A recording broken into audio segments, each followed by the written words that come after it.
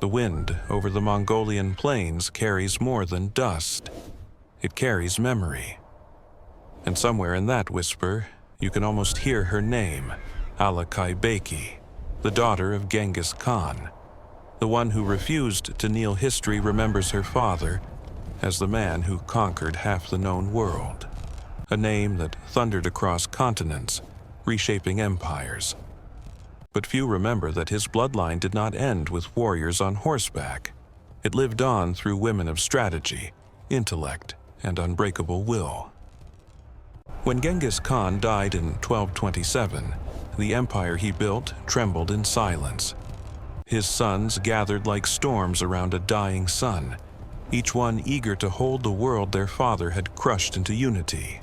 Yet, in that shadow, a quiet rebellion stirred. Not of armies, but of wisdom. Not of swords, but of resolve. Alaqai watched the men argue over borders and titles. But she remembered something else, her father's lessons whispered beside the campfire. Power is not taken. It is held by those who understand its weight. And when her brothers fought for the throne, she did not just defend her lands. She fought for the true inheritance, the vision that had built an empire from dust. This is her story, the forgotten daughter who challenged the heirs of Genghis Khan for the soul of the empire itself. The year is 1227. The steppes stretch endless beneath a pale dawn. Vast, breathing eternal smoke rises from 1,000 yurts scattered like fallen stars across the grasslands. The air tastes of salt, wind, and memory. Genghis Khan is gone. The great conqueror who united the clans under one sky has vanished into legend. Only silence remains, the kind that follows thunder. His empire, once a living storm, now stands still from the Pacific to the Caspian. Riders await orders that will never come again. 4 sons survive him, Yochi, Chagatai, Ogaday, and Tolui. And from their camps flicker the first embers of rivalry, each believing he alone carries the spirit of the great Khan. Yet beyond the circle of men and their restless ambitions, there is another presence in this landscape. Alaqai Beki, daughter of Genghis Khan and one of his most trusted emissaries. She rules a frontier realm between the empire and the western steppe, a land of trade routes, fortified outposts, and quiet authority. Unlike her brothers, Alaqai was not raised to inherit. She was raised to govern, to weave alliances through marriage, diplomacy, and loyalty, the unseen architecture of the empire. Her mother, Berta, taught her patience. Her father taught her power. And from both, she learned silence, the kind that listens before it strikes. In the gatherings of the royal court, her presence was both respected and underestimated. Men called her the Khan's daughter, but they did not see the strategist beneath the ceremonial veil. They saw grace, not governance. Alaqai understood this blindness and used it well. When Genghis named Ogaday as his successor, the sons bowed in public, but doubt festered behind the curtain of obedience. Each prince returned to his own camp, building armies of loyalty and memory. The empire was whole only in name. And in that quiet fracture, Alaqai began to move. She strengthened the trade routes under her protection, forged ties with regional governors, and sent her envoys not to conquer, but to listen. While the sons measured strength in blood, Alaqai measured it in information. The world had shifted. The empire no longer needed a sword, it needed stability. And she, more than any of her brothers, understood the delicate balance that kept the Mongol heart beating. On the steppe, power was never declared, it was felt, in the way men lowered their voices when a name was spoken. And by the winter of 1228, when they whispered of Alaqai Beki, they did not call her princess. They called her the Silent Khan. For centuries, history told only half the story of the Mongol Empire. It spoke of horsemen and conquest, of banners rising over burning cities. But between those flames moved another kind of force. Quiet, deliberate, enduring. The daughters of Genghis Khan were not ornaments of diplomacy. They were pillars of an empire built on both fear and faith. When Genghis divided his domains among his family, he did not treat his daughters as passive inheritors. Each was given control of key frontier regions, borderlands that guarded trade routes and political stability. These were not symbolic gifts, they were strategic anchors. Alaqai Beki was among the most powerful of them.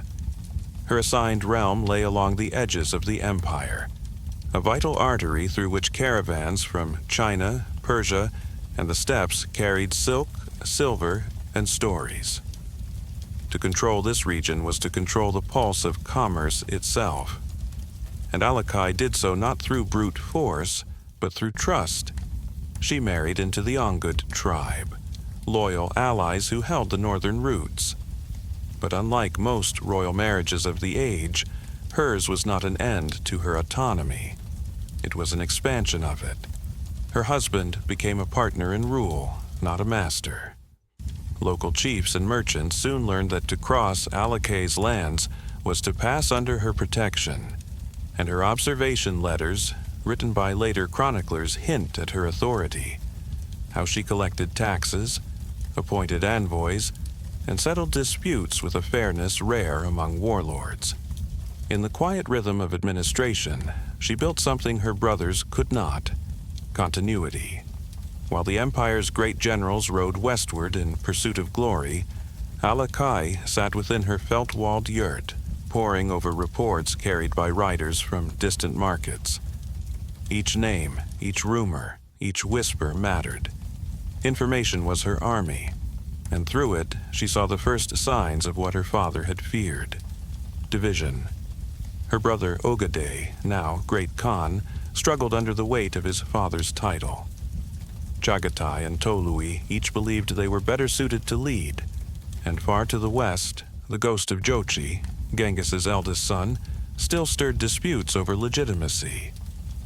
The empire that had once moved like a single body now trembled like a wounded beast. In the vast spaces between its limbs, smaller powers began to grow: local warlords, ambitious governors, rival clans. Alaqai understood this pattern. She had seen it before, in the rise and fall of tribes long before her birth. The moment men stopped listening, the steppe began to swallow them. So she acted, discreetly. She began to correspond with scholars, merchants, and envoys who had once served her father. She asked them not about war, but about unity. How? She is said to have written in one surviving letter, "Does a person remain one when their leader becomes a memory?" It was an impossible question, but it revealed her mind. She did not seek the throne for herself. She sought to preserve what her father had built, and yet her very wisdom made her dangerous. In a world where the suns measured power in armies, Alaqai's influence, invisible, feminine, intellectual, was seen as subversive. Whispers spread through the royal camps that she gathered allies in secret, that she questioned Ogedei's decrees, that she sought to rule not by might but by mind. Perhaps those rumors were true, or perhaps they were the empire's way of silencing what it could not understand. But the truth is quieter and deeper. Alaqai was not rebelling against her brothers. She was reminding them of the empire's soul. The real throne of Genghis Khan, she believed, was not carved from stone or guarded by armies. It was carried in the hearts of those who remembered his vision, a world bound not by borders, but by balance. And in that conviction, Alaqai became something extraordinary, a ruler whose power was rooted not in conquest, but in continuity. To understand why Alaqai Beki would one day stand against her brothers, we must first understand the world she inherited. A world built on order through chaos and loyalty through fear. Genghis Khan's empire was not merely a conquest, It was a system, a living machine made of tribes, oaths, and silence. Its bones were the Yesaki, the great law, a code of discipline that bound warriors and princes alike. It spoke of justice, unity, and obedience. But within its lines lay an unspoken rule. Power belonged to those who could hold it, not those who deserved it. After Genghis's death, the machinery of rule began to tremble. The Kurultai, the great council of Mongol nobles, was meant to choose each new great Khan through consensus. But consensus among conquerors is a fragile thing. Every brother claimed loyalty to their father's legacy, yet everyone imagined that legacy reflected only himself. Ogedei, the third son, was chosen by Genghis personally. He was known for his charm and generosity, a man capable of maintaining the unity that conquest demanded. But even as he rose to the throne, his brothers Chagatai and Tolui whispered doubts. Was Ogedei strong enough to rule the bloodline of wolves, or was he merely the shadow of a father's decision? Meanwhile, beyond the borders of power, Alaqai watched the machinery grind and smoke. Her father had once trusted her with a sacred duty, to govern the Ongud people, the guardians of the frontier. This position was more than ceremonial. It placed her at the crossroads of three worlds: the Mongol heartland, the Tangut remnants, and the Silk Road that breathed commerce across Asia. Her leadership was not marked by conquest, but by continuity of motion. Caravans moved safely under her watch. Envoys crossed from the Great Wall to the Oxus with her seals of passage, and in an empire where borders often blurred like ink on parchment, her governance provided structure, a calm rhythm amid a chorus of ambition. She represented something the Mongols rarely acknowledged aloud, that women of the imperial line could rule with equal authority. Indeed, under Genghis's vision, many had his mother, Hoelun, had held the clans together in exile. His first wife, Berte, had been his political compass, negotiating alliances when war failed his daughters, including Alaqai al-Altun and Checheyagan. Each governed territories critical to the empire's survival. But history, written mostly by men, blurred their faces into footnotes. For the Mongols, this erasure was not out of disrespect, but tradition. The chronicles recorded the names of warriors, not the quiet architects behind them. And so the story of Alaqai faded, not for lack of power, but for lack of witnesses. Still, traces remain. In Persian and Chinese records, her name surfaces in lists of governors and envoys. In the Yuan Shi, the official chronicle of the Mongol dynasty, a single entry notes her diligence in affairs of state and her command over both men and merchants. It is brief, yet beneath that brevity lies an ocean. She was a bridge, binding the old tribal loyalties of the steppe to the administrative sophistication of the conquered Chinese states. While her brothers debated conquest, she laid the groundwork for something larger. Governance through structure, not terror. And this was her quiet revolution. In the Mongol system, power flowed through relationships, alliances sealed by marriage, loyalty ensured through hostage and gift. Alaqai understood these patterns better than most men in Karakoram. She used the same system that confined her gender as a weapon of influence. Each marriage alliance she arranged among her retainers and neighboring tribes strengthened her regional web. Each letter she exchanged with governors and merchants reinforced her image as the Khan's daughter not of bloodline, but of continuity. Her actions began to ripple. Merchants who once swore fealty to Ogedei's court now sent tribute to Alaqai's camps. Local chiefs invoked her name in disputes, seeking her arbitration over that of the imperial ministers. The great Khan's court, the heart of power, began to sense her presence even in her absence. At first, they dismissed her influence as coincidence. Then, as her authority deepened, they whispered of ambition. Was she gathering strength for herself, or holding the empire together in the name of her father? In truth, Alaqai's vision blurred the line between the two.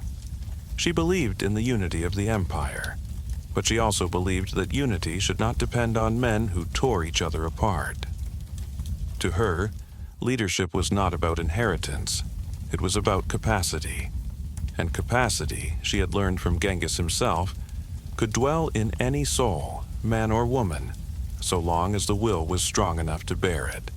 Her correspondence from this period reveals a tone of calm defiance. "We are children of one spirit," one letter reads, "but brothers have forgotten that the sky above us is still the same." To the imperial court, such words bordered on heresy, but to those on the frontier they sounded like salvation. The empire's future, it seemed, would not be decided in the grand tents of Ogeday's palace, but in the quiet domain of a daughter who remembered what her brothers had already begun to forget. The rule is to hold the sky steady, not to set it aflame. And soon, that sky would begin to crack.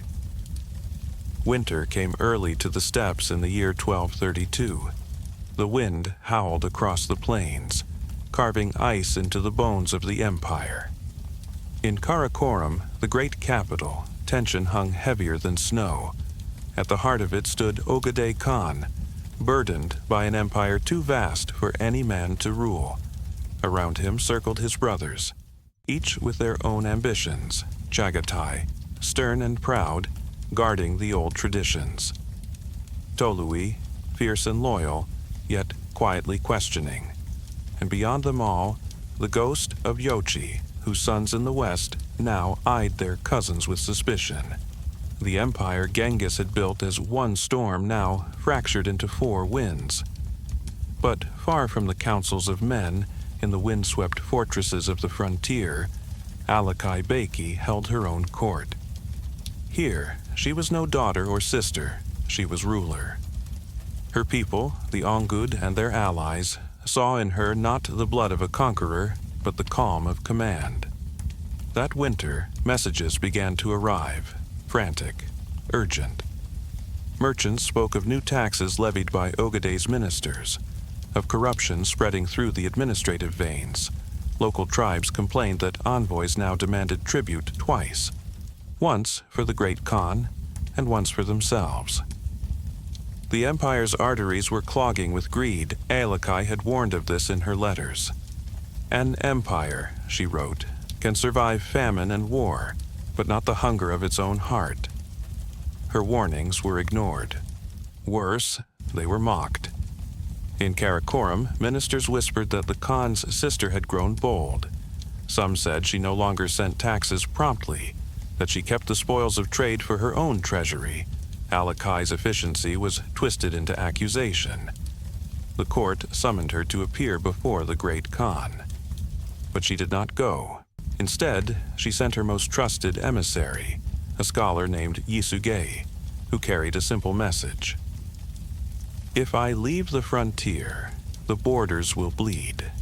If the Khan demands obedience, tell him I obey. But I obey the empire, not the echo of its name." It was an act of defiance, quiet, precise, deliberate. In the Mongol world, refusal to attend the Kurultai or the Khan's summons was not rebellion, but it was the step before rebellion. Ogeday was enraged. Chagatai demanded punishment. Tolui, always the soldier, argued for patience. She keeps the West stable. To strike her is to weaken ourselves. But Ogeday saw in Alaqai's independence a mirror of his own insecurity. If his father's daughter would not kneel, then who truly ruled the empire? The Khan crowned in Karakoram, or the woman who commanded loyalty from the borderlands? The council chose the sword. A detachment of imperial envoys was dispatched to the Ongud lands with orders to reassert the Khan's will. To everyone's surprise, Alaqai did not resist. She welcomed them, offered them feasts, gifts, and safe passage. But before they left, she gave them a letter, sealed in her father's wax. When the scroll reached Ögede, the court fell silent as it was read aloud. My father once told me, when brothers fight for a throne, they forget to see who guards the sky above them. I have guarded that sky, I have fed your borders and silenced your enemies. If you seek to unmake what he built, then I will no longer hold the sky for you. The ministers called it treason, but Ögede did not move against her. Perhaps he feared the backlash from loyal tribes, or perhaps he remembered his father's final words about her. This daughter understands the world of men better than men do. In the years that followed, Alaqai's autonomy only grew. She reformed local councils, introducing systems of record-keeping and taxation inspired by Chinese administration. Her domain became a model of efficiency. Merchants called it the road of safety. And yet, her success deepened her isolation. Her brothers ruled through the sword, she ruled through stewardship. To them, it was not power, it was softness. To her, it was endurance. The clash between these two visions, conquest versus continuity, was the true war for Genghis Khan's throne. Not one of armies, but of philosophies. The sons carried his might. The daughter carried his memory. By 1235, envoys once again rode from the capital, this time not to summon, but to reconcile. They offered her formal titles, recognition, and gold. Alaqai accepted none of it. Her reply was simple. Titles pass with death, duty does not. In those words lived the quiet revolution of her life. She had fought her brothers not through battle, but through refusal, the refusal to let the empire become vanity. And in time, her stance began to haunt them. When Ögede drank himself into decline, when Tolui died in sorrow, when Chaghatay's line split the unity of the clan, many whispered that the only one who had truly honored their father's dream was the daughter they had silenced. In the end, Alaqai did not seize the throne. She became it, the invisible center that kept the empire from collapsing too soon. There is a strange silence in the way history remembers power. It remembers the roar of horses, the clash of steel, the rise and fall of kings, but it forgets the quiet hands that kept the world from falling apart. Alaqai Beki lived in that silence. She ruled without banners, without armies, without the luxury of being remembered.